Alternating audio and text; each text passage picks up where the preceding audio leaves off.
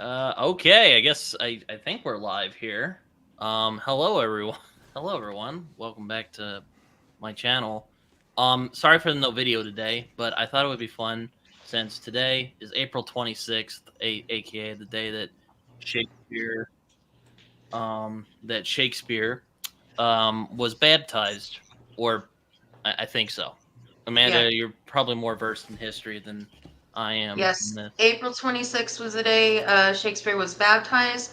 Back then, they did not record birth dates because so many babies would die, and they,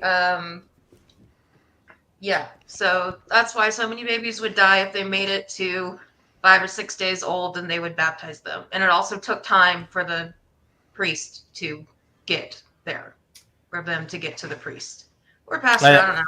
I I thought don't you were know if about to. Shakespeare was. I I don't thought you know were if about. Shakespeare was Protestant. I can't remember. Well, I that's thought. kind of sad. But let's get back to Yeah, we're starting off on a high note. yeah. We're talking about Shakespeare today. I got my book here. I got for Christmas. So thanks, mom and dad. We got our stuff together. So yeah, talking about Shakespeare today. I mean, where to start? I mean, he's called the Bard. He's one of the most influential creatives in the history of art. I mean, I have a bit of a. I mean, John, you've acted in some Shakespeare productions, So haven't have you? I. Yeah, yes, I have. So is Amanda. Yeah. Thank List you. them, Amanda. Hit us with those titles. It was only a Midsummer Night. Well, a Midsummer Night's Dream, and I read for Lady Macbeth. So And who did you play in Midsummer's? bottom. I was 13. I looked like a boy anyway.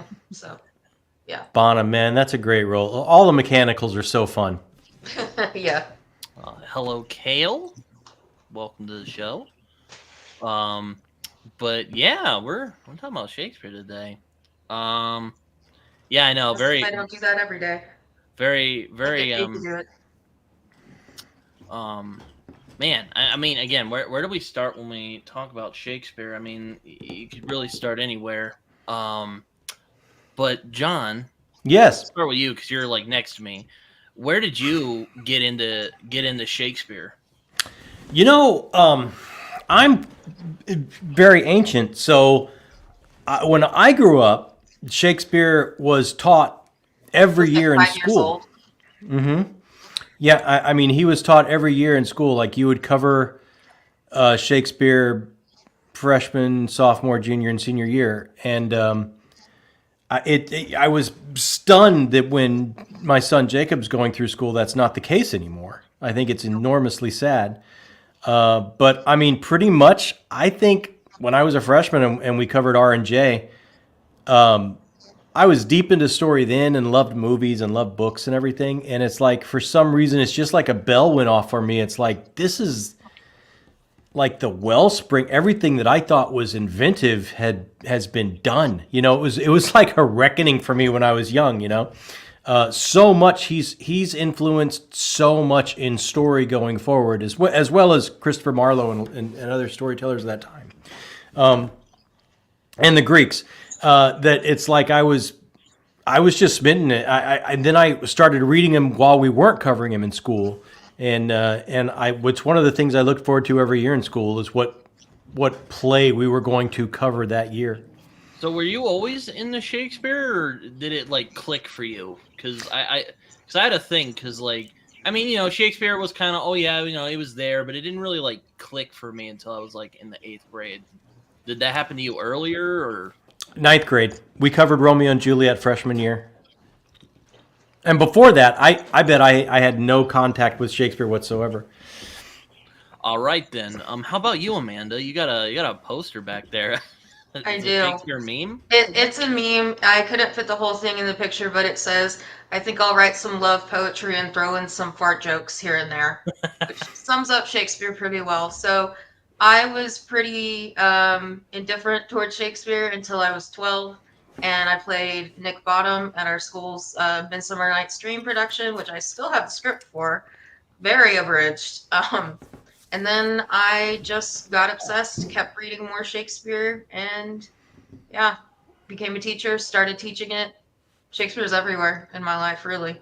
Wonderful. You do teach it. Yes. I do. Yeah, I mean, Not everyone does. That is No. I'm stunned. It's shocking to me. It could be because schools kind of get to sort of choose well, at least in Texas, schools can choose their own curriculum as long as they align with certain state standards. And I'll just say that we pander to our demographic. Well, kudos to you, man, because Jacob went to high school in Texas, and he never had. I mean, Where? San Antonio. Okay. Yeah, I'm in Dallas. Yeah, year after year, I thought this will be it. This will be the year, and they just never got to it year after year. Yeah. Yeah, some Dallas schools don't do it because there aren't enough kids who speak English. I mean, I got into Shakespeare when I was when it really clicked for me. It was 8th grade. As it often is, it was a really great teacher who was like, "Here's what he's actually saying," and then she would perform it for us. And my little brain, I was like, "Oh man, this is great!" So I've been in love since. Yeah. Though, of course, being dumbass kids, we during the play when we would, because I acted a little bit when I was in middle school, and I actually really enjoyed it. I don't know why I stopped doing that, but we would go to the musical, and of course the kids started saying Macbeth to see if the superstition was true. See if lightning would strike. Yeah. we had to do a bunch of stupid stuff in order to, not let everything go to mayhem. I did a whole lesson on Halloween over the curse of Macbeth. Kids loved it. And then some girl, I was like, how many of you know the play is cursed? And one girl goes, well, based on what's in it, I'm not surprised. Yeah, it's true. I mean, it's the it's tough picking I really like Richard III, much to Amanda's annoyance. Amanda, how can you not like Richard III? But I also, it's poorly written, it's cartoony, it's poorly structured, it's not good. That's how. Great moments. I digress. I also really like Macbeth a lot, or the Scottish play. Sorry, I really. We're not in the theater. You can say it. Are you sure? I do like Macbeth a lot. So. I mean, technically, this is our theater. The whole world's a stage. Come on. The world's a stage. That's a true point. All the world's a stage, and all the men and women in it are merely players. Yeah. Yeah. Anyway, yeah, I've been in love ever since. It's a weird I was that weird kid who liked Shakespeare a lot. Like when we would cover him in class, I was like, "Oh man!" Yeah, same. It's like, "Oh man," and everyone's like, "Okay." Everyone's like, "Yeah." I do remember Andrew D. Meredith at one point. I think he'd like tweeted something about Andrew Meredith. No, the writer Andrew Meredith. No, I don't know who that is. Okay. Anyway, he mentioned he was mentioned. This was like a few months ago, but he mentioned how Shakespeare often works better when performed rather than just reading it. Because I mean, yeah. I got my book here, and I could read these, but they're plays. Mm-hmm. They're plays. They're meant to be performed, and yeah, we've kind of lost that. I feel like a lot of the reason people kind of chafe at Shakespeare nowadays, or like the kids do, is because people don't teach it correctly. Well, people don't teach it, and there is something to be said about performance level. If you're just looking at the words and just reading, right? Language changes. It's contemporary from a long time ago. He was writing easy to understand for a long time ago.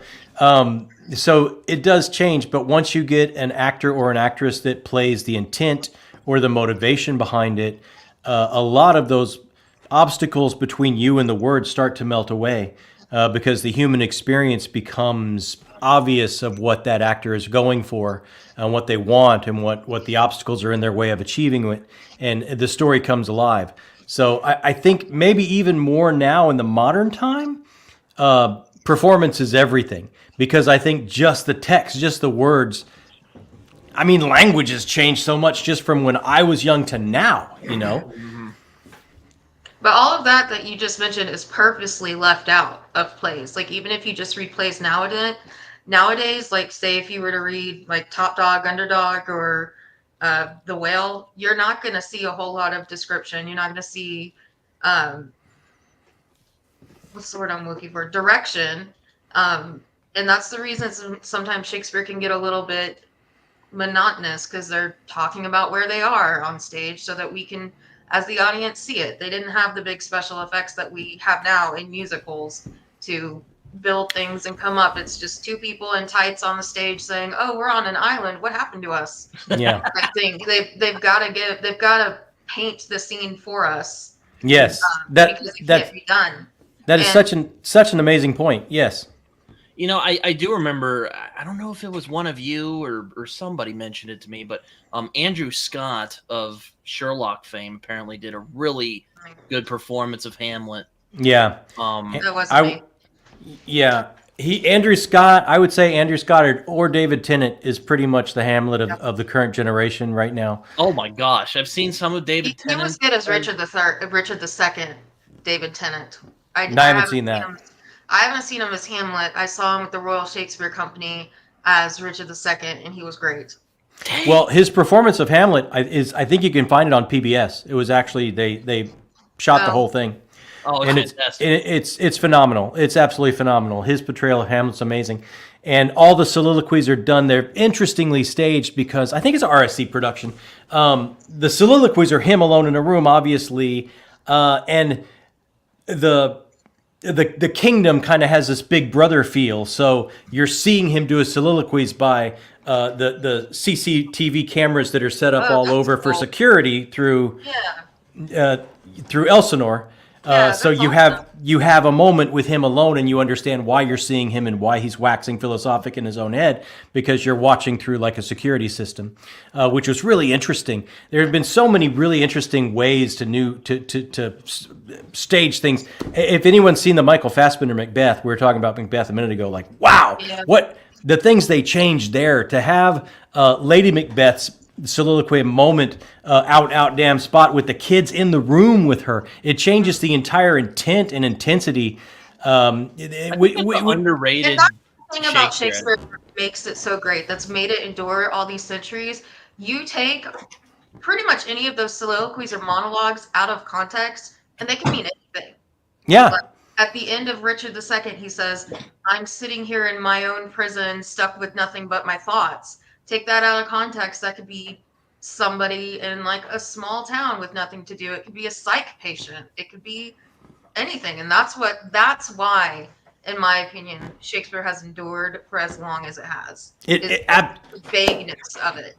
Absolutely. Couldn't agree more. Like I love what you were saying earlier, Amanda, about how the theater timeline has moved, right? Like we have to paint with words. And at a time now, if you read something by Mamet or McDonough or any of the playwrights going now, I mean, they're not gonna force feed their amazing artists and their designers set, costume, light, all these things of exactly how things could look. They want it to be more of a community and make their words look better by what these amazing artists bring in. In that day, they were working in a totally different way. Even nowadays, though, you will see things of characters being like, "It's nighttime," because that's hard to portray. But that's I think all that's really left over from these days, when you could do practically nothing. I mean, it wasn't as like podunk as we like to think it was, but they could not like land a helicopter on stage like we see in Miss Saigon nowadays. They wouldn't. They're not able to like build the set in real time like we see on Hamilton. But there is still some stuff left over from the fundamentals of playwriting that you see in here, but it's very different. And I think the reason it's endured is because, I mean, it's like just like a clump of clay, all these words, and you can mold them to the world you want to create. Like I saw this really good version. I mean, it was okay. Orlando Bloom, I don't think, made a good Romeo. But the Romeo and Juliet version, Orlando Bloom and some other woman was in, was really cool. Masquerade, it's like they were black and white. Obviously, Orlando's white. The Juliet was black, and then that was a big thing in it, like unsaid, but like we're from different families. We can't do this. And the masquerade were those big African masks, and then Baz Luhrmann's The Masquerade is a costume party. Yeah, so you can Yeah. do anything with it because Shakespeare's authorial intent, we are not sure, especially since the English language has changed so much. During this time, we were going through what's called the Great Vowel Shift, where like the E word and like O were changing. So loved and prove back then, like words like that would have rhymed. Mm-hmm. They would have been like proved or loathed or something. And then something like T would have been pronounced tay. And then slowly that went away. Yeah, and that takes into account the accents of where they were performed as well, and the original the scansion being used. But you know what? Let me piggyback off real quick after a minute, and I'll if I can squeeze this in there. What's amazing, right, is like they painted with words, but the human spirit, the human experience laid bare in these words. Like you can plug and play into any experience because we're all human. And he had such an amazing grasp of what we go through. Right. The arduous battles in our own head that we can't let go of, all of those things, they never will go out of favor because we're never going to change as humans. And that's why the more you look into this, the more it's just timeless. It never goes out of favor. I'm sorry, Britton, go ahead. Oh, I was gonna ask if any of you had heard of the original pronunciation. Like, there's like videos on YouTube. You can find it. It's really cool because, like, when they actually speak in that accent, like, you realize, like, oh, there's a bunch of rhyme schemes. Yeah, stuff we didn't even know about. Right, and so much comedy. And I've also heard that the performance in original pronunciation of Romeo and Juliet is like 10 minutes shorter, because they spoke so much faster. Oh, I'm not surprised there. But yeah, it's pretty. There's a lot of cool stuff about. I mean, my favorite Shakespeare adaptation is a samurai movie. So I mean, there's a lot you can do with that. Yeah, human experience is human experience. Yeah. Though Ron is more like violent and like depressing than King Lear is. Like King Lear is kind of if I remember right, it's kind of a comedy, isn't it? I mean, even in the midst of tragedy, like if you see it performed, I think performed well, there's moments of comedy in pretty much. I mean, tragicomedy is a genre. Yeah. So. And I mean, I remember when I was in high school, we were covering Romeo and Juliet, and that's funny. No, they're of the right director. That play is hilarious. No, yeah, Mercutio is a great comic role. No, I remember noticing these kind of meant to be very tongue-in-cheek kind of satirical elements, and I thought I discovered this new thing. I was like, oh my god. And I was like telling everyone about it, and then my teacher was like, "Oh no, there's scholars who've mentioned this, so sorry you didn't just notice that." I was like, "Dang it!" But like, no, it's like Romeo and Juliet's actually really funny. Like, It is. It's pretty funny.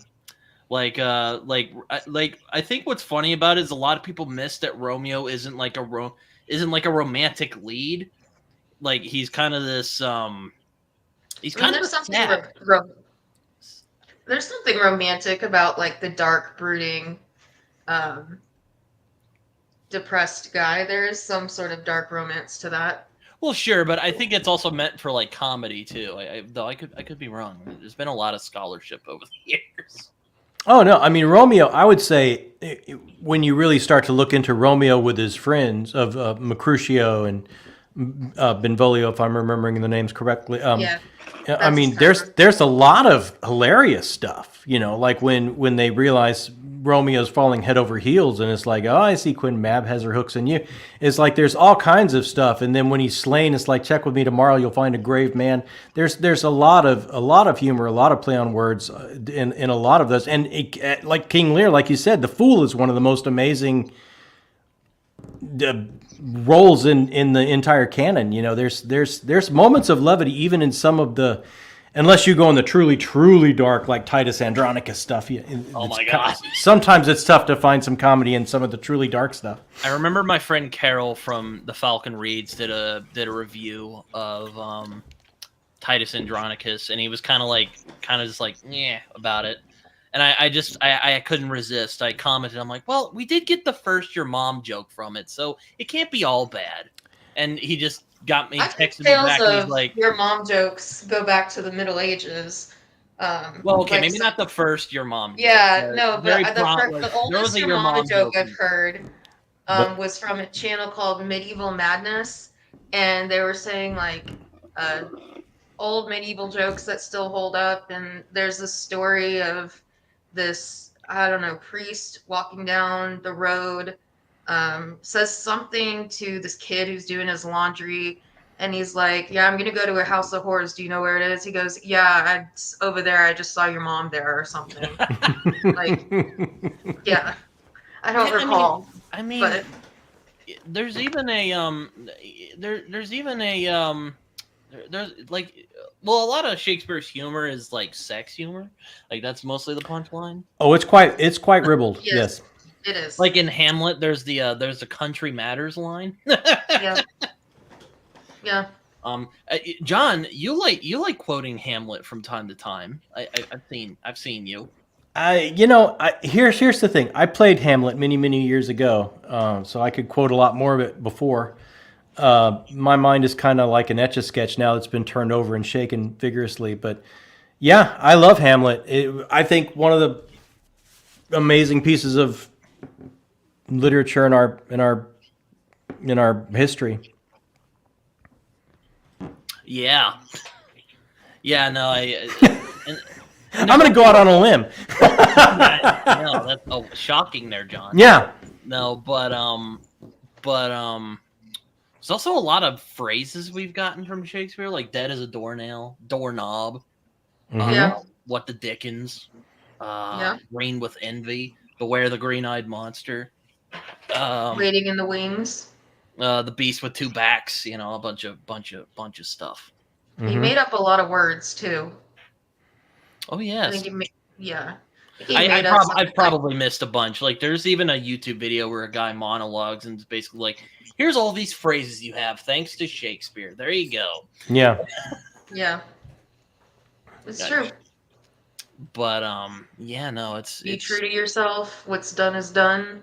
All of those. What's past is present. Yeah. And there's also a bunch of like All the World's a Stage. We already did that one. Yeah. There you go. Mm-hmm. There you there's go. a bunch of like book titles and songs and The Fault in Our Stars. Yeah. I can probably These Violent Delights, Our Violent Ends. Mm-hmm. Teach the Torches to Burn. Yeah, those are the ones I can think Chance to Dream, the Batman the Animated Series episode. I need John. That's Hamlet. There you go. You're quoting Hamlet. Yeah. That's the to be or not to be monologue, if I remember. That's a soliloquy. I thought you would appreciate that, John. Yeah. Sorry, Amanda. Oh no, I said that's not a monologue. That's a soliloquy. Soliloquy, yeah. Yeah, but yes, to sleep, perchance to dream. The Undiscovered Country. That's right there with it. Mm-hmm. There's so many, like there's so, like Infinite Jest, which is a book I haven't read that. I'm scared to read that book. I think that's Hamlet as well. That's during Alas Poor Yorick. Alas Poor Yorick, I knew him well. I knew him well. Yeah, The Man of Infinite Jest. Yeah, a man of infinite jest, and yeah, there you go. He bore me on his back 1,000 times. Yeah. Yep. Yeah. I like that. Anyway, oh man, I do know that because it's on my father's tombstone. A man of infinite jest. I also like. Sorry, your dad died, but that's pretty nice. Yeah. Yeah. Like there's so many. I was gonna say something. I guess Band of Brothers. That's another one. Band of Brothers. We Band of Brothers. Henry V. Henry V. Yep. Which was also made into a pretty good film. I think that's from the St. Crispin speech, right? Yep. We few, we happy few, we Band of Brothers. We Band of Brothers. Yeah. Yeah. I mean, there's so much. I guess I really like what are the type of Shakespeare plays that you guys are attracted to, because I find I'm more attracted to like the scheming ones, like Macbeth or Richard III or Othello, where people just ruin lives for giggles and power. I don't know why, but I just like that stuff. I like the violent ones and the ones to do with war. So like Henry V is a favorite, Richard II, just where things go wrong, which obviously something has to go wrong in order for you to have a story, but mostly the ones that like destroy lives or there's a big hurdle to overcome. And I definitely like the ones with really iconic speeches. So Henry V, Richard II, I think is just like so underrated. Like back in the day, that almost set, like that could have gone really, really wrong to the point where the master of the rebels actually censored the deposition scene because he was worried it was going to come off as treasonous because Elizabeth I was directly descended from the Lancaster kings. And he's the one who usurps Richard II. So they took that scene out when he's holding his crown. He's like, "Here, cousin, seize the crown, take it." What about you, John? Are you more lighthearted than us, or do you?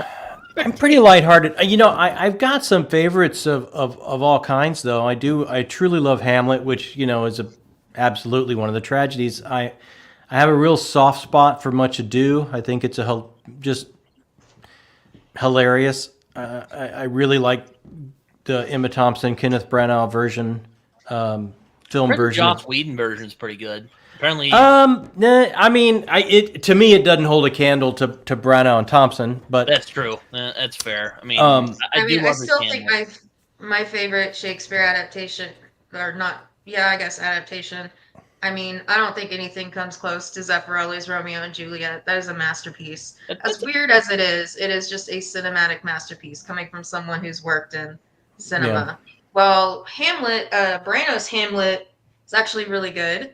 It does change a whole lot. It's not, well, by change a whole lot, I mean just the setting. It's probably the most faithful when we get down to actually what happens.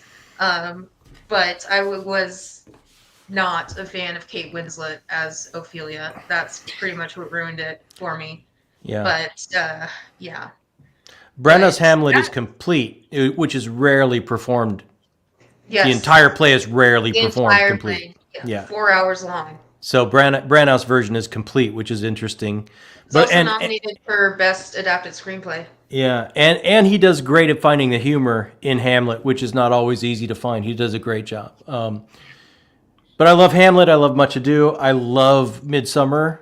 You know, it's interesting. We're on this corner of BookTube that kind of focuses on fantasy and and you know, the fantastical fiction, and it's like I'm kind of drawn to those. I'm drawn to all the plays with fairies and ghosts and wizards stuck on a beach with a monster living there on the beach, and you know, that's the one, The Tempest, that I find. That one I think is the hardest one to read, and by hard I mean comprehend, understand what's going on. It's got some pretty difficult language in it. Yeah. But that I could see being. I don't know. Are there any fantasy books based on The Tempest? That's a great premise. I'm sure they exist. I haven't heard of them. I can't remember the author, but there is a book called Caliban that I think is pretty well. Caliban's War, or no. That's part of the. That's part of that sci-fi. So no. Caliban. I think Zelazny did one. John, you're the older one. Do you know of any of this? Thank you, Britton. I can't remember. It's quite possible. I don't know. Macbeth. I love Macbeth. Oh, let me get that in there. I love Macbeth. I do too. I deeply love. And there's no better role for a female than Lady Macbeth. Oh, I mean, you play Lady Macbeth on stage, you've made it. Yeah. Oh, man, maybe Hedda Gabler, but yeah, no, I don't think anything comes close for female roles. The power, I mean, the power of Lady Macbeth, right? Like the power behind the man that's pushing him. Yeah. You know, you're so right. So and he didn't do a lot of great female roles, but that is a great one. He really didn't. And I think at the start of Romeo and Juliet, you can kind of see what he thinks of females. Mm-hmm. I mean, I don't know. I don't think Juliet is a terrible. I mean, I like Juliet a lot because she feels very real. She's 13, and the way I read Romeo and Juliet, I read it as Juliet just being really obsessed with death. So there are a lot of, especially at that age, Juliet's 13, almost 14. Girls, sorry guys, often develop mental problems when they start their period. So that big hormonal change comes at about that age. So I've definitely had classmates and students that remind me a whole lot of Juliet and her obsession with death. Tell me, Amanda, what do you think? Do you think he there's not a ton of great female roles because females weren't playing those roles? Yeah, it could be. It You really know? could be. That's a good. I mean, towards the beginning of his career, they had the Queen. They had Queen Elizabeth, um, but that Maybe it could. was tradition or something. I don't know. No, I I just mean agree by the actors themselves. Yeah, we're not female. Yeah, Yeah, they wasn't I writing didn't for think of females. that. Yeah. Yeah, I didn't think of that. That could be a good reason. Um, yeah, or maybe he just didn't think a whole lot of females didn't Well, concentrate on us. that's Yeah, distinctly possible. yeah, yeah. Oh yeah, I also like the Merchant of Venice. I don't know if you've ever seen the Shakespeare solos, but Patterson Joseph, freaking incredible I have not seen that. I'll as have to look that up. Shylock. Oh my god, he's so good. Um, I think uh, here's the question, guys. Did Shakespeare write Shakespeare? I was gonna ask that because Well, I can't wait to hear what you guys say. Yes. I know what Amanda Because thinks. there's no evidence or reason to believe it was anybody else. Why would it be anybody else is the thing that's so. I mean, we get people who are as enigmatic as Shakespeare, but I think Shakespeare was in the right place at the right time to write what he did. How many times did I say right in that sentence? But I think it was this one man who happened to grow up, happened to start his career when there was a queen who loved plays, so he kept writing them. And poetry, iambic pentameter, people actually thought they had special powers. So a lot of times, I'm going on a tangent, but the Curse of Macbeth, the Hmm. way to remedy it is you go outside the theater, you spin around 3 times, you curse, you spit, and then you say something from A Midsummer Night's Dream, because that one also has a secret language running through it of like witchcraft, but it's of benevolence and Mhm. happiness. So that's how you remedy the curse. But I don't know. Maybe we'll never know why female No, characters. I think we will never know. What's your best guess, though, Britton? I mean, I haven't seen any like. I mean, I've heard like maybe like Kit Marlowe may have wrote them, but Or like, bacon. Yeah. I don't know. I'm kind of the David Tennant opinion where it's like, does it really matter? Like whoever did it, no one else will do it like him. I mean, I But think it matters. I'm not really a conspiracy theory guy. Though there are some fun ones with Shakespeare, like just one where Christopher Marlowe faked his death, and because he was like a secret agent or something. Yeah. And then he became Shakespeare for some reason. I guess he just, I don't know. He was tired of being Kit Marlowe. I've heard some wacky ones, but I mean, I don't really. Yeah, my students, they have to write a research paper in one of their other English classes, my seniors. And so to teach them, my students, their skills are really, really low. Like they don't know the difference between a claim and evidence. So there's a documentary on BBC that's like 3 hours long called Cracking the Shakespeare Code. It's about this Norwegian guy who thinks he's found codes inside Shakespeare, proving that Sir Francis Bacon and Henry Neville wrote them, and that they all lead to a treasure map. And so we watched 36 minutes of that, and my students come up with their own opinion. Though a lot of them are like laughing through the whole of it because it's so stupid. But then others are like, maybe. And then it's like when you reach the end of it, you're just kind of like, or not. I mean, I kind of agree with Amanda though. I'm like, I haven't seen like. Admittedly, I'm not an expert on this. Amanda's actually like studied this stuff, but I haven't seen a lot of like proof that it wasn't him. So I don't know. Yeah. I don't really care anyway. Like whoever did it, you're living in the ages, buddy. Yeah. I would go. I mean, I would say yes and no. I do think he wrote it, but I think part of his talent was as a producer and running a company. And I think when you run a company for that long, possibly with the same company of actors around you, I think there was input probably from the entire company Sure. at certain times.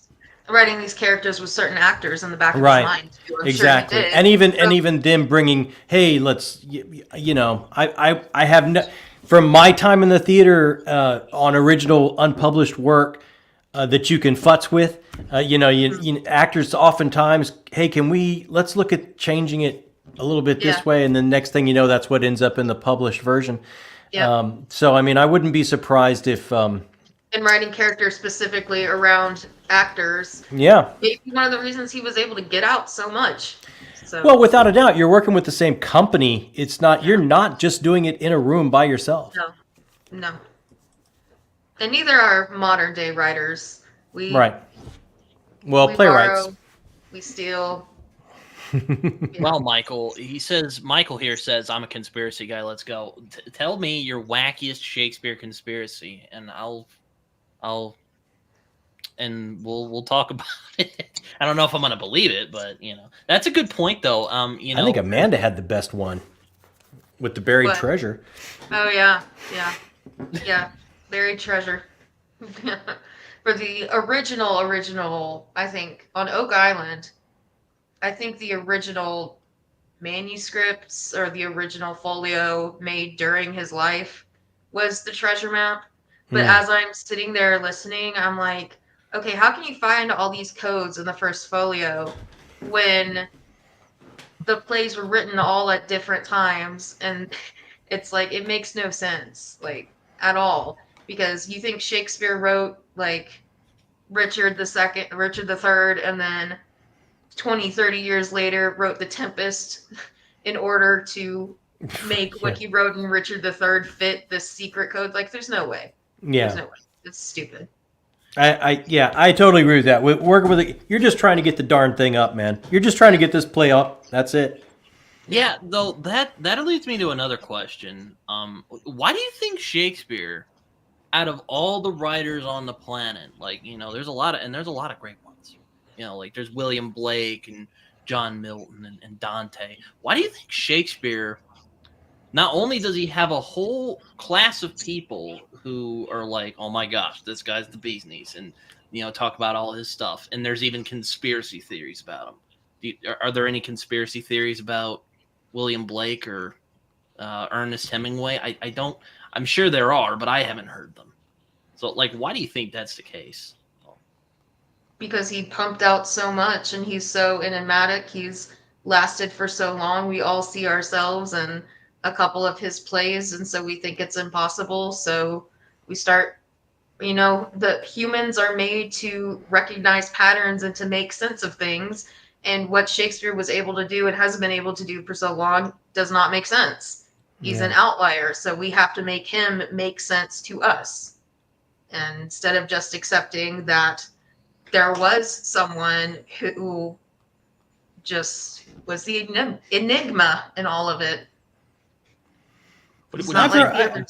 I've heard conspiracy stuff about other people, I haven't.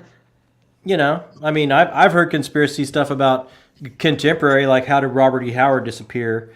And then I've heard conspiracy stuff about Christopher Marlowe is another Kit one. Marlowe. We just went over conspiracy stuff about him.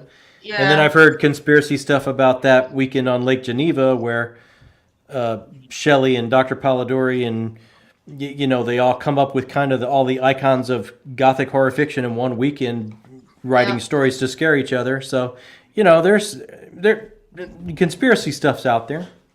Well, I guess my thing is like, why does Shakespeare get like so much of it? Well, aside from the fact that we Because don't there's even so know much his birth. content. There's, He Yeah. left us for so much content. Yeah. But And probably yeah, the no. reason things go wrong so much in Macbeth is because it's the most performed play. The more times you get out there, the more chances for things to go horrifically wrong. That is And entirely actually, true. the first mass casualty event in recorded history took place in New York. So nowadays we have like mass shootings. Back then they had deadly riots, which we still have, but not on the same scale. There was like the poor person's theater on one side of New York, and then the upper class theater on the other side, who were both putting on Macbeth. And New York was just not a big enough town for the both of them. So a riot broke out and like 60 people died or something. That was in like 1830 something. So yeah, the first big mass casualty event of civilians like was not the Boston Massacre. It wasn't like I don't know where what was the one where the cavalry slaughtered the Indians for no reason? I can't remember that one. Wounded The Knee. Wounded Knee one? Yeah. Yeah. But yeah, no, it was over Macbeth and who had the right to perform it. Oh wow, that's maybe Macbeth really is cursed. I will say, every great theater story that has ever happened to me, it's when things go horribly wrong. Nobody tells a great theater story like everything was perfect that night. What a great show. That's not a great theater story. Only great theater stories is when everything goes horribly wrong. And the more shows you do, the better chance you have of having a great theater story when everything goes wrong. Exactly. Yeah, no, that's a good point. I don't know why I mean it's tough because like Richard III and like Macbeth are tied for like my favorite, but there's like this weird. I don't know how to. It's like this weird mysticism around Macbeth. I can't describe it. It's just like there's those creepy witches around, and then Macbeth starts losing his freaking is losing his bonkers. Yeah. And, there's another ghost in that one. Yep.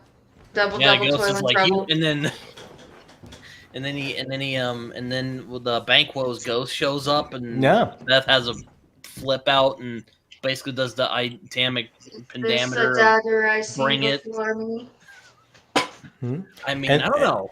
And there's the prophecy, you know, not until Burnham Wood come to Dunsinane, you know. Yeah, and the reason. Okay, also. No, apparently two things.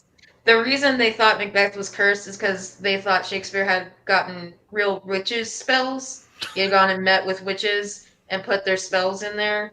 But if you've watched Hamilton, you will notice he says Macbeth in a theater, and that's the point where everything goes wrong for Alexander Hamilton. Mm-hmm. Yeah. Also, the guy wore an earring. A lot of them did back then. Like, you see in his little painting, the famous painting, he's got a little earring. Yep. Well, that was common for guys back then. It was very in vogue. Oh, he disappears. Everything old is new again. There you go. Yeah, I mean, also those soliloquies really hit hard. Like, tomorrow, and tomorrow, creep this petty pace till the From end day to day till all of our to the last syllable of recorded time. Syllable of recorded time, and all of our yesterdays of lighted fools away to dusty death. Out, brief candle. Life is but a walking shadow. A poor player who stretches and frets his hour upon the stage and is heard of no more. It is a tale told by an idiot, full of sound and fury. Another one we get, signifying nothing. Yep. There you go. Yeah, thank you, Amanda. That was great. You're welcome. I'm a writer, not a performer. That was well. I didn't want to say anything, Amanda. It's like, John, you've recorded. Michael says, hold on, let me get it full screen. Michael says, wasn't there a medical reason to pierce your ear? I have no idea. Amanda, do you know anything about this? They might have believed there was one back then. Yeah, it doesn't mean there was. There are lots of things people believed back then. They believed all kinds of medical things. That's true. They also thought that bleeding you out with leeches was a Sure. good idea. So I mean, Yeah. Well, that can still work if you've got swelling. Just suck it out. oh man. Or an infection. Yeah. Yeah. But John, you're an actual performer. Like you actually are. Like what? Have been. You have been a performer, and you've done Shakespeare. Like, what's some of your favorite Shakespeare you've done? I look, I've done Hamlet, and that's the only Shakespeare show I've done.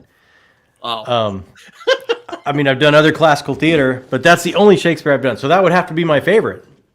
fair enough. You played Hamlet, so I did. Did you ham it up when you played Hamlet, or were you more like? I tried to find the comedy in it, but I was pretty distraught. I had moments of being quite distraught. I mean, I think that show is such that's so hard to grab every scene because it fluctuates so wildly in tone from scene to scene, and then it's just got such great moments in it that here's this. I mean, all of this entire kind of ruling family is so involved in their psychodrama and in their ennui of what's going on that they lose sight of Fortinbras's just riding down to rain holy hell on them. By the time he gets there, they've all killed themselves before he even shows up. Like it's so much craziness going on in that show. I love Station 11. I quite liked it myself. With every ounce of my being. I love the book and I love the show. They're not exactly the same, but it's like, oh, they're both so amazing. Amanda, have you read Station 11 or no? No. Oh, you should see the HBO show. It's the most amazing example of how Shakespeare, no matter what state the world is in, will never go out of favor or will never. I'm not a huge fan of Shakespeare retellings. It's not a retelling. It's not a retelling. Oh, okay. They just perform Shakespeare in the Apocalypse. Oh, okay. Cool. Yeah, they're a traveling troupe of Shakespearean. Oh, okay. Yeah. Awesome. Also kind of reminded me of Lost, and it was kind of funny. There's a character named Saeed in the story, so I'm like, oh my gosh. Yeah. No. And it's such a beautiful meditation about art and what art means and how no matter what happens, we're always gonna create it. It's like truly amazing stuff. Yeah. Sounds good. I'll check it out. Yeah, Gotta HBO. read the book. Okay, cool. The book is like you'll read the book in like 2 or 3 days. It's like it's amazing what Emily St. John Mandel, the compression of what she fits in a volume that thin. It's astounding. Oh, I love books that do that. Really short books like that keep you thinking for forever. Yes. You'll love this, Amanda. You'll love it. I'm looking it up on Amazon. Ooh, $12 on Kindle? No, thank you. Yeah, I'll find a way to get this. $16 for a paperback? What the heck? Check your local library. I was about to say. Well, my local library is. I live in the middle of nowhere, sir. So. Oh, okay. Yeah, but I'm moving soon to another middle of nowhere, so we'll see.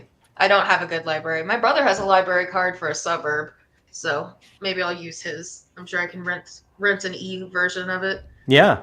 From his library card. Yeah.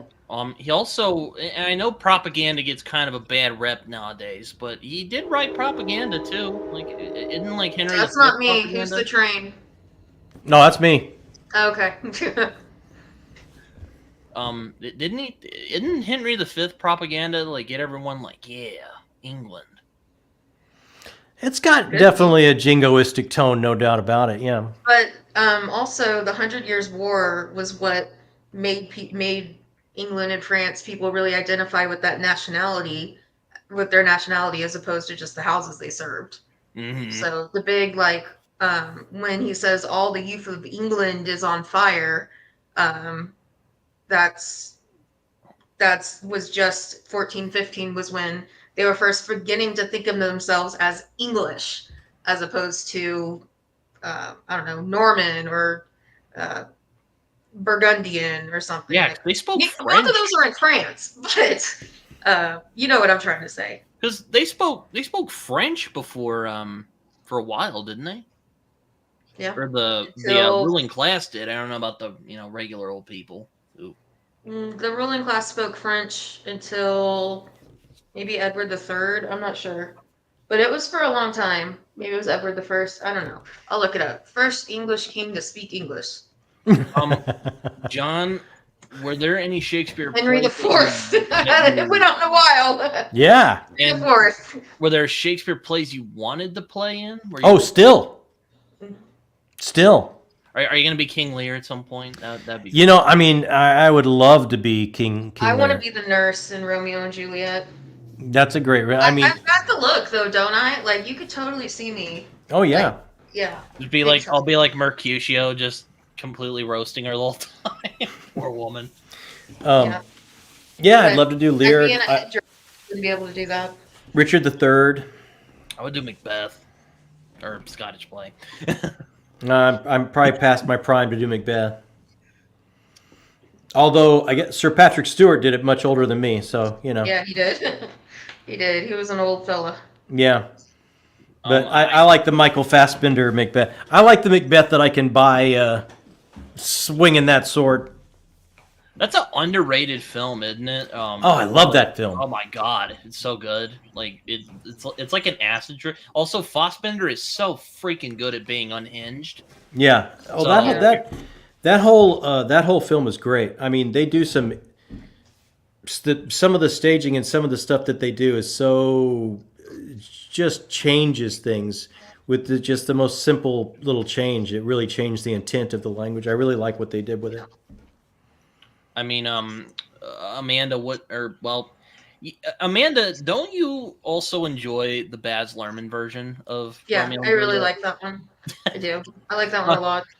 That one. It's very self-aware. I think it knows what it is. It knows it's weird. It knows the language is out of date. So, I mean, you open with the fight at the gas station. You can't take them saying those lines seriously. Like, do you bite your thumb at me? And when he bites his thumb, like, come on. It's so self-aware. Oh yeah, me and my friends when we read Romeo and Juliet, we would say that to each other during class. Shakespeare has some great insults. Mm-hmm. I bite my Okay. thumb at you, sir. or isn't it? Do I bite my thumb at you, sir? It's like, Do you bite your thumb at us, sir? I do bite my thumb, sir. Do you bite your thumb at us? At us. Yeah. also, John Leguizamo. That's a little bit. That's a little bit of a early Taxi Driver. You talking to me? There But you are go. you talking to me? Also, I really like John Leguizamo as T-Bolt. He just freaking goes for it. He takes his little cape off and gets his Claire guns Danes out. was not a good Juliet. I Yeah, admire her. But Leonardo DiCaprio is such a great Romeo. I mean, come on. Like, but Olivia, what's her last name? Hutton or Oh, something? I I don't always know. pronounce it Hussy. Yeah, Yeah, Olivia something DeHussey. like that. She was a great Juliet. Yeah. But Romeo in that was okay. But Leo just makes such a great Romeo. I don't know. In the '60s version, I always think that the Romeo in the '60s version, he's always like, oh, God, how do I describe it? He's so airy. Like he's so Airy? Like, he's so oblivious to everything going on. Which I Well, know which that I could be his interpretation of Romeo. I mean, hey, that's fine. And Could hey, have been that's fine. intentional. Romeo is kind of an idiot. Yeah. He No, would Romeo's definitely. more than an idiot. Like, oh my god. Romeo's the worst ever. Yeah, but yeah, it's young boys in love. That's real. Yeah, let me get in the way and kill my best friend on accident. Yeah. Whoops. Yeah. But I mean, that happens. How many times in Shakespeare is like, Hamlet stabs through a curtain and Polonius. Yeah. I mean, that happens over and over again. Yeah. Shakespeare loves his accidents and his like mishearing and miscommunication. Mistaken identity. Yeah. Yeah. Like there's that in like Othello, because like I guess Othello just gets, or what is? Oh yeah, no, it's Iago is just manipulating everything, and Oh yeah. Well, Iago is one of the great villains of also all time. Othello Yeah. just falls for it, Yeah. or hook, line, and sinker. Like, Yeah. There you go. But I mean, mistaken identity and Much Ado About Nothing and Midsummer Nights, and he uses it over and over and over again. Changing places with a boy, always. Mm-hmm. Like, there's always a female that changes places with a boy. And so, I mean, not always, but in a lot of plays, There is. Or I did hear this person say this. It's like, no, you didn't. Yeah. Yeah. I also have a soft spot for Hamlet too, because I really like this. I like the speeches and the soliloquies. Oh, there's some beautiful ones. Yeah. Like when they all die. My favorite was. And you think Hamlet, you're like, Hamlet, there's all these people who are going to invade you. Why don't you worry about that, and then you can figure out the family drama. Yeah. No, I was not necessarily a soliloquy, but when he's talking to the players about how to not mess everything up. Like, that's very meta. That is so meta, right? Yeah. I love that moment night after night. It's like, speak the speech, I pray, trippingly on the tongue. Yeah. For if you mouth it, as many of your players do, I might as leave the town crier spoke my lines. And do not saw the air with your hand thus. Use all gently. There's so much great stuff. Yeah. He did it, guys. He did he said the lines. Also, Macbeth has some banger speeches too. No. Richard II does. That is such an underrated play, Richard II. If you haven't read it. This is my favorite monologues in there. Let's talk of graves, of worms, of epitaphs. For God's sakes, let us sit upon the ground and tell sad stories about the deaths of kings. I love it. Yeah, that is awesome. Yeah. I like the one from Titus where they ask that truly, I can't remember the character's name at the moment. They ask that truly awful dude, like, don't you have any remorse for all this you've done? And he's like, oh, absolutely. I feel horrible. I didn't kill more of you. And he just goes on about what he would like to do to all of you people. And it's just the most vile, disgusting. I don't remember the name. I know I know. Yeah, Aaron the Moor. Yeah. Yeah. And he just goes on. It's like, oh, yes, I do. It's like, I'm so sorry I didn't take out every last one of you people. Yeah. But Cymbeline is also pretty underrated. And it says a lot about what Shakespeare thinks of women. Mm-hmm. The double-crossing little spiders that we are. I also like the bastard speech from King Lear when Edmund's all angsty about, he's not going to get anything because he's not technically legitimately born. Yeah. And what about the beginning of Richard III? Now is the winter of our discontent made glorious summer by this son of York. That's another thing we were talking about with scene painting. So we can pretty much. And all the clouds that are upon our house, I could go. Yeah. Let me. But I mean, I think we can figure out exactly what year it is. We know that the Duke of Clarence is still alive. We know that it's peaceful. It's in peacetime, which is probably around the year 1474, maybe, based on what happens in that play and how long it takes to happen. So that is some serious scene painting. Yeah. Not my favorite speech, but I don't think it says. The language is nice, but I don't think it speaks as much to humanity. It's just, Richard, I'm a bad guy. I'm a bad guy. See, that's why over the head with it over and over and over again. And that's why I think it does speak to humanity. We all have those. We all have those dark ambitions. You're not all that one-dimensional, though. Oh, I don't know. In our darker moments, we very well may be. I mean, to see Sir Ian McKellen do it, it's truly magical too. It is. But when you learn more about who Richard III was, he definitely was more human and a very, very complex person in history.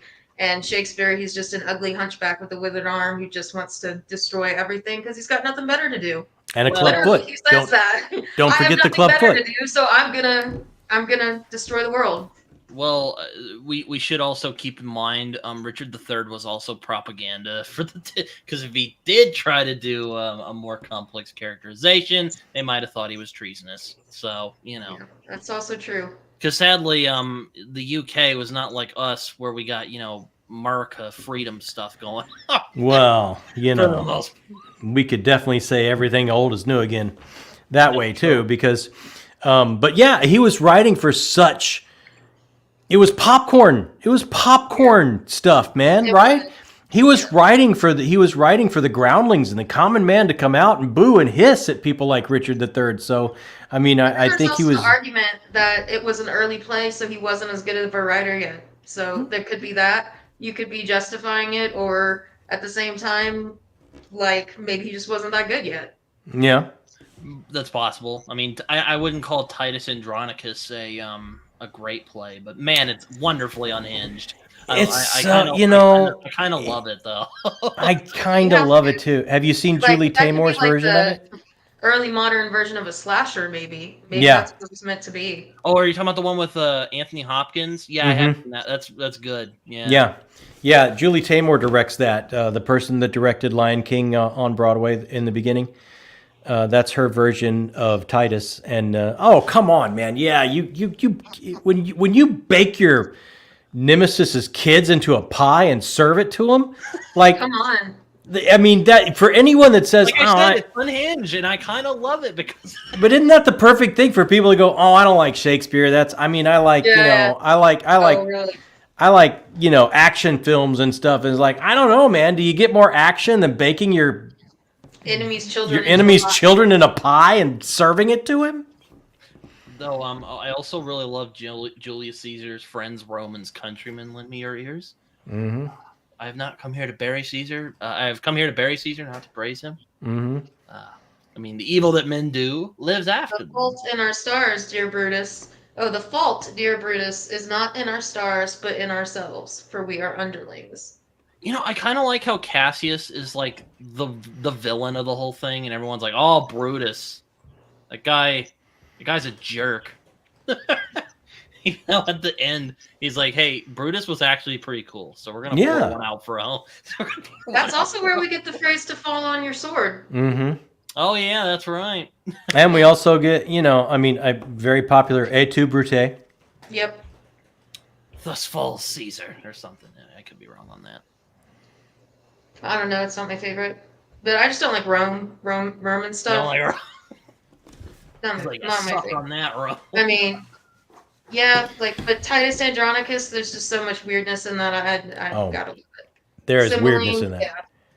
But Cymbeline, oh man, I think Macbeth is like Titus Andronicus, but like weirder. But it's just as unhinged. I don't know about weirder. I wouldn't say weirder. There's witches and like 3 weird, creepy fate ladies walking around, and there's also Tolkien even was like, I'm gonna make the trees actually be alive. Yeah, because Shakespeare's whack. He didn't have alive trees. Screw that. Mm. I love that. The end of that show is so good, though, isn't it? Turn, hellhound, turn. I mean, it's just a great ending. I was not born of woman. And he's like, does Shakespeare have any bad endings? I from my mother's womb was untidily ripped.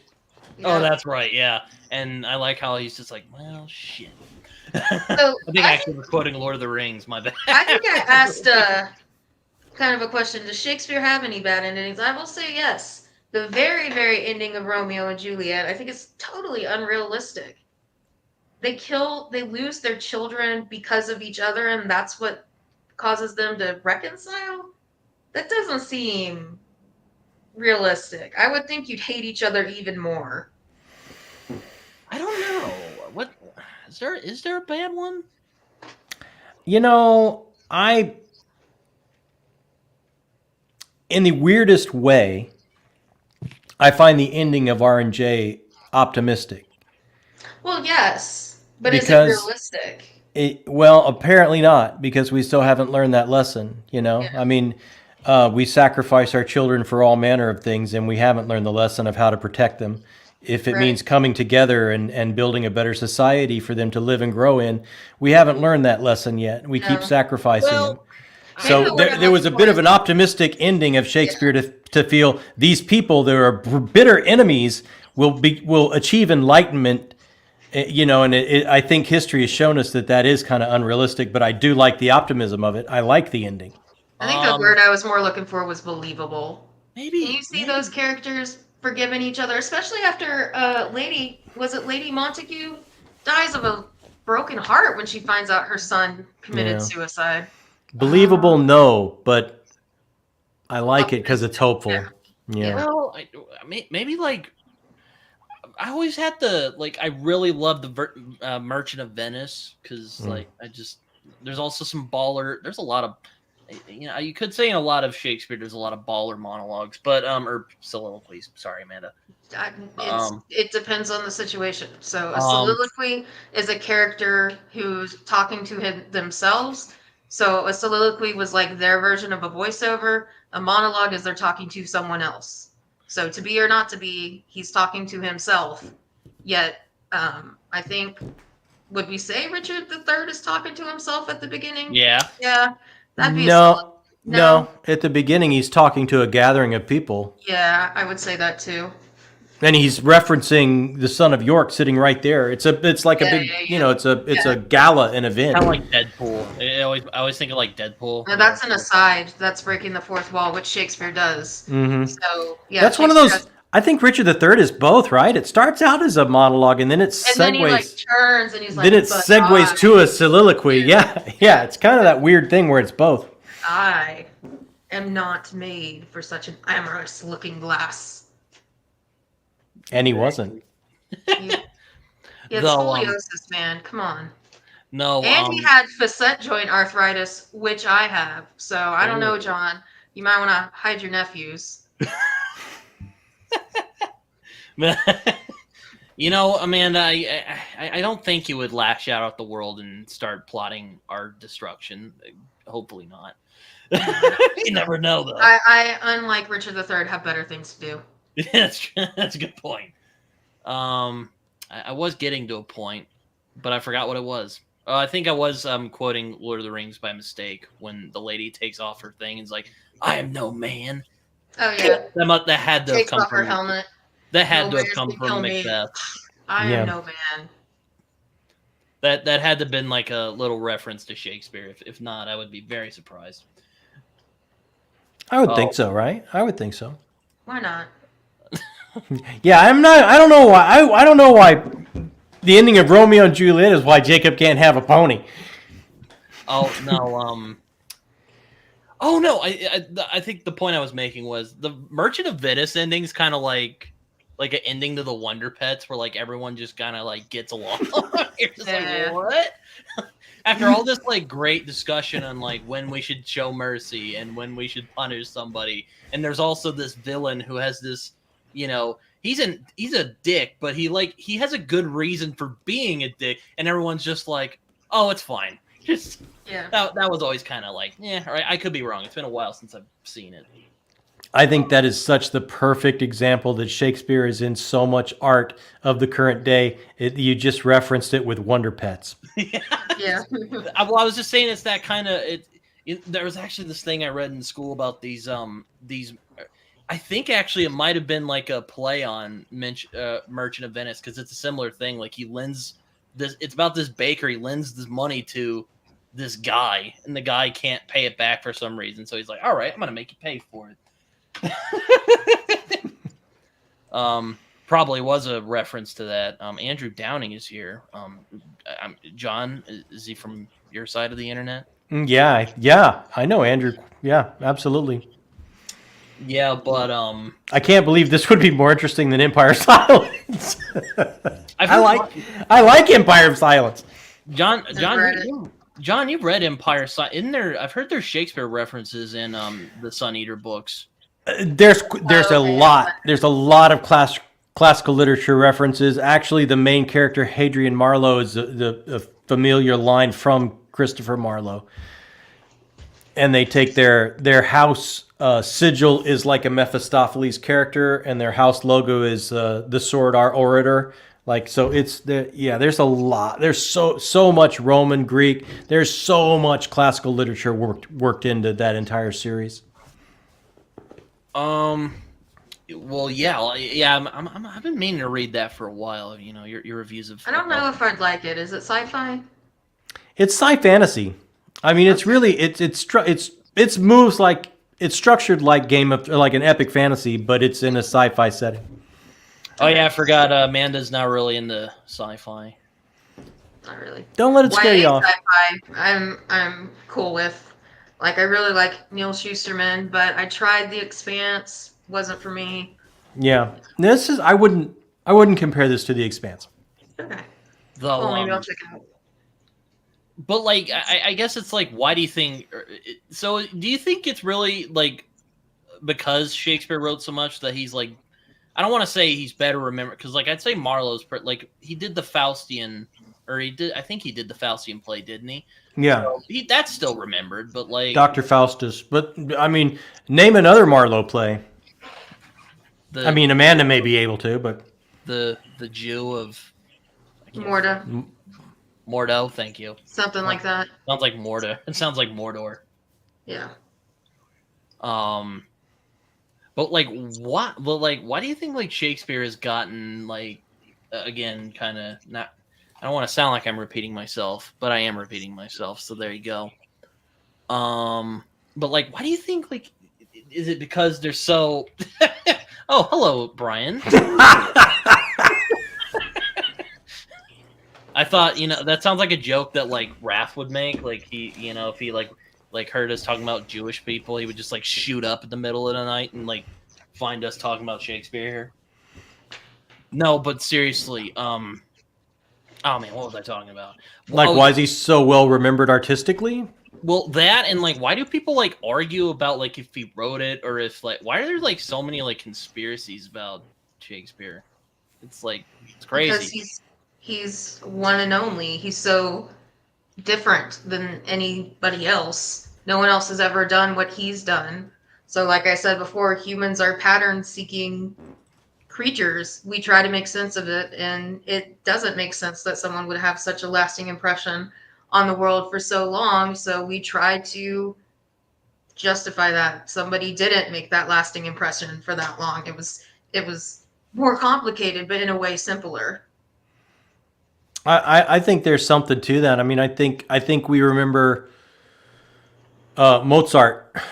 I mean, these amazing flashes of genius in different times through our timeline of humanity. You know, these savants that operate above us. You know. I mean, I'd say Amadeus is the best Shakespearean tragedy that Shakespeare didn't do.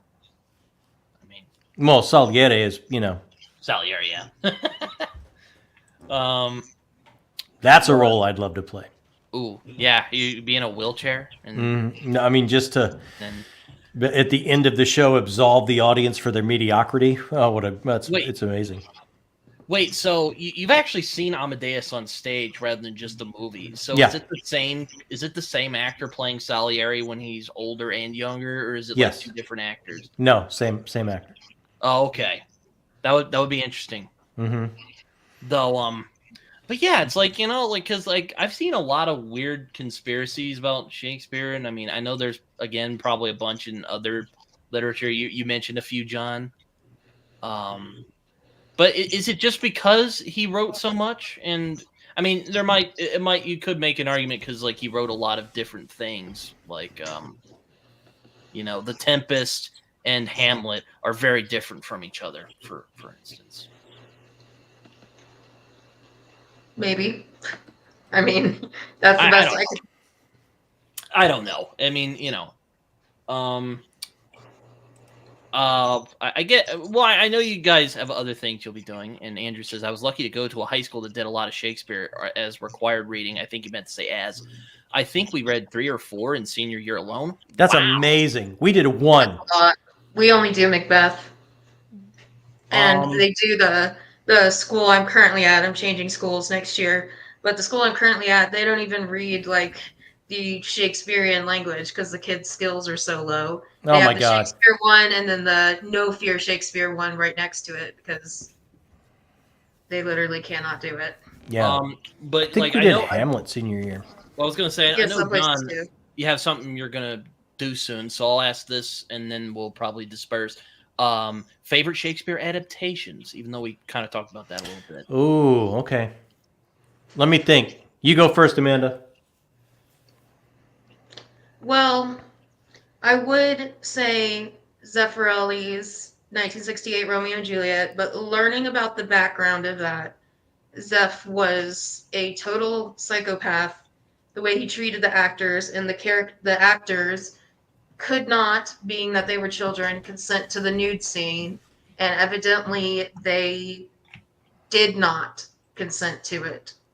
So while I think it is a masterpiece, I do think it is tainted by Zeph crossing the line there. Yeah, And that's those pretty. two actors nowadays, last year, actually sued Paramount for CP because of that scene. Wow. And so I do like the 1989 Kenneth Branagh, um, Henry V. That's a good I one. like the Hollow Crowns, Richard II. But if I'm just like, my favorite performance of Shakespeare that I've seen is a taped production of Henry V at the Globe. I especially love the way the chorus was used in that one. So you can go on the Globe's website, and it's called like Globe Player, and you can watch performances that they've taped. And that one is so good, from 2012. It was really good. I really enjoy. I've said this before, but I really enjoy Ron from Akira Kurosawa. It's technically a samurai take on King Lear, and it's really awesome, and I really enjoy it. The colors in that film, mwah. But It's not really an adaptation. That's a retelling. it Same yeah, way Hamlet. yeah. The same way The Lion King is a retelling. Well, Yeah. yeah, I do like The Lion King as well. Well, who doesn't? Exactly. You have to say your favorite adaptation, Britton. Sorry, I'm sorry. Branagh's Hamlet, of course. What can I say? Like it's Branagh's Hamlet. Like legit, Yeah. one of the best things. It's great. Also, I do love me some Kenneth Branagh, if for no other reason, the first person of Irish descent to be the artistic director for the RSC. But and Henry V is really good. So I'm going to go third Branagh. I got two. I have to do two. My two favorite. I'm going to go David Tennant doing Hamlet for PBS. I still say that's the Hamlet of my generation. If you haven't seen that, find it on PBS. It is absolutely unbelievable. His performance if you're not American, you can't stunning. find it, I don't think. Hey, you should be able to. There are YouTube really? clips. I've seen YouTube clips, so Yeah. they're out there. And then my other one will be Much Ado About Nothing, but Kenneth Branagh. I'll go Kenneth Branagh too, but I think he is such. His comic beats are so amazing because he's not afraid to break the rules of pentameter and scansion and actually play the joke and play the motivation and the intent behind the line. Sometimes he has interesting breaks as far as the flow of the language goes for the effect of the joke, and sometimes it to a modern ear it makes it more discernible of what's going on. Just some amazing comic beats that going against tradition of the performance in Much Ado About Nothing. You know, the Laurence Olivier version of Henry V is actually pretty good too. I haven't And seen you can that one. find it I heard it's good. for free. It's for free on YouTube. But I've seen that is accurate. Actually, the most accurate representation of fashion and armor from Middle Ages. The Henry V? Henry V, Laurence Olivier's version, so like 1943 or something. Yeah. I also really like Othello with Branagh, and Lawrence Fishburne is really good. He was a really good Iago. Yeah, I think one of the reasons Branagh is so good at Shakespeare, he's very theatrical. Like if you've seen I'm hoping you guys have seen the Harry Potter films, but I thought he was a good choice for Lockhart. Lockhart. Again, his comic timing. Like in the beginning of Much Ado, when he's he's confronted with who he's eventually going to fall in love with, and he's telling his commander to send me on an errand to the ends of the earth. Have me pluck a hair from the king of the pygmies. And he goes on all this as opposed to being near his lady tongue.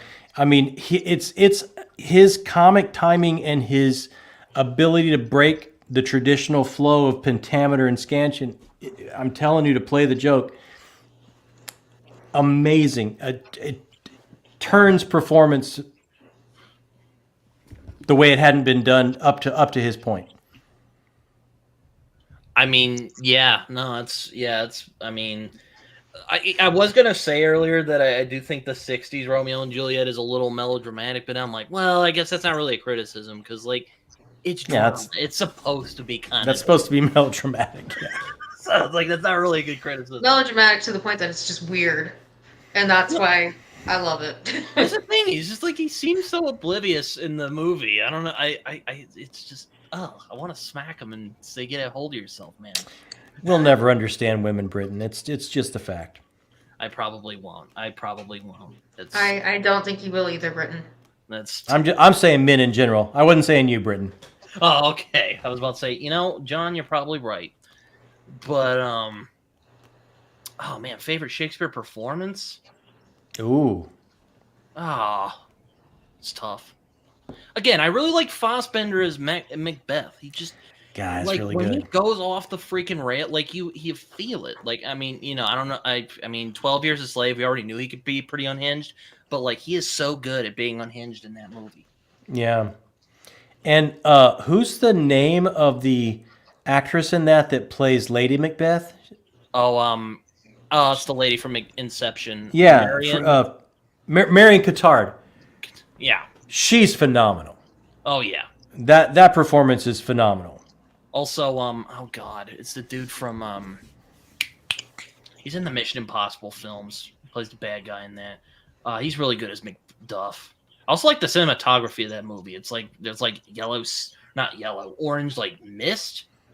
That's a great movie. Everything about that movie. That's a great flick, man. That's a really great flick. It was on Amazon Prime for a long time. I don't know if it still is. I do. I kind of want to see the Polanski version, but I'm like, man, Polanski kind of weird, but like, I really like Chinatown. Maybe one day. I'll like see it on free on YouTube or something. I'll check it out. Tom Cruise. Kale says Tom. What was he in a Shakespeare adaptation? No, he was in Mission Impossible. Oh well, no. I think his name was like not Sean Young. That's the lady from. Let me look it up. Macbeth. I think it was like 2015. Just do Fassbender's Macbeth. Sean Harris. That's the guy's name. There we go. Oh, Paddy Constantine played. I forgot about that. He played Banquo in that movie. Yeah, he was great. He's always great. But man, I really like Foss. I mean, I could go like Sir Patrick Stewart and Ian McKellen. Those guys are great. Yeah. Oh man. Oh, it's so good. Also, Al Pacino as Merchant of Venice is really good. I really like that. Also, again, actually, all right, I'll give you one. David Morrissey's Winter of Our Discontent speech is probably my favorite performance of that speech. Ralph Fiennes doing what is it? The one where he's like, I can smile and murder whilst I smile. He does it. He does that from Henry VI Part 3. Ralph Fiennes does. He can play that really guy. Good. And Patterson Joseph, of course. He's always fun. Wish he was in more things. He's an underrated actor. Yeah. I haven't seen Andrew Scott's Hamlet. I bet it's truly phenomenal. I remember someone telling me that one was really good. I think maybe it was like Matt. Everything I've seen him do has been just like jaw-droppingly good. But anyway, I don't mean to keep you guys for too much longer because I'm getting hungry. But I've told you guys this. I've been waiting for this for like 3-4 months now. So thank you all for coming on. This was great. Thanks for the invite. Yes, thank you. We should do this again at some point. Maybe not talk about Shakespeare, but do another stream about something else. Other than the Ides of March, what's a date that comes up in Shakespeare? I can't even think. Well, Ides of March is a good one. Yeah, Beware them. We missed it. Yeah, we missed Ides of March. Yeah, I know. I remember I texted. I think I texted both of you guys. I'm like, beware the Ides of March, and you were like, very funny. Amanda just kind of rolled her eyes at my at my wacky shenanigans. Yes. But yeah, I mean, I wasn't expecting a lot of people to show up, but for the ones who did, thank you so much. Absolutely. Also, Andrew Downing showed up instead of reading Empire of Silence. but before you guys go, as I like to do before these are over, John, if you have anything you want to shill or talk about, feel free. No, I don't think so. I'm going to do a live stream Sunday, I think from 4 to 6. So stop by there if you. I meant social media, but I mean that's. Oh, I'm on YouTube, and that's pretty much it for me. I don't do a lot of social media. I'm on Twitter now and again, but not a lot. Same with me. I'm on YouTube. You can find me at StrangeMentalityPaper, or you could find me on Twitter at. It's actually, my name is different. It's at Copyright Amanda, or I don't know. I retweet booktubers all the time, so you'll probably see me. Just if you look at who's retweeted things, it's me. Well, you can find me at Twitter and Letterboxd and Goodreads, where I write reviews that are probably more coherent than the one you just heard right now. And you can find me on Discord if you want to hang out there. It's in the comments. I am on Discord as well. And John is too. Didn't you started a Patreon recently, didn't you? Yeah, I did. God, I gotta shill some money over to you. The reason I don't have a Patreon or a Discord page is because I'd have to put more effort into my videos, and I don't want to do that. I just feel weird about asking people for money. Like, no, but then don't for the purpose of putting into the projects that you're funding, and I don't want to make it better. I don't want to spend any more time editing than I have to. Michael's the best. I can be down on the couch watching you guys on YouTube. Nice. Yeah. Hit that subscribe button. Yeah, hit Most that of my like. subs are bots, and it's annoying as hell. Yeah, John, So- say the thing. Say how good it feels. It feels good. Yes. Hit the subscribe button. It takes no time. Boop, it's done, and it feels good. Yes. It does. Yeah, Makes you Anyway. feel warm and fuzzy inside. Hope you it guys does, enjoyed right? it. You walk around the rest of the day like, oh man, I'm kind of floating on air. I just found a new channel, subscribed. Feel There good. you go. But for anyone who watches after this, thank you for watching. Well, until next time, till I come up with another idea we can stream. But John, Amanda, thank you all. You both are amazing. As are you. Thank Yes. you. Amanda, am I tolerable? Yes, Thank you. All right. Until next time. See you guys. Fun to be here. Next time we'll get together and talk about Bob Fosse or somebody.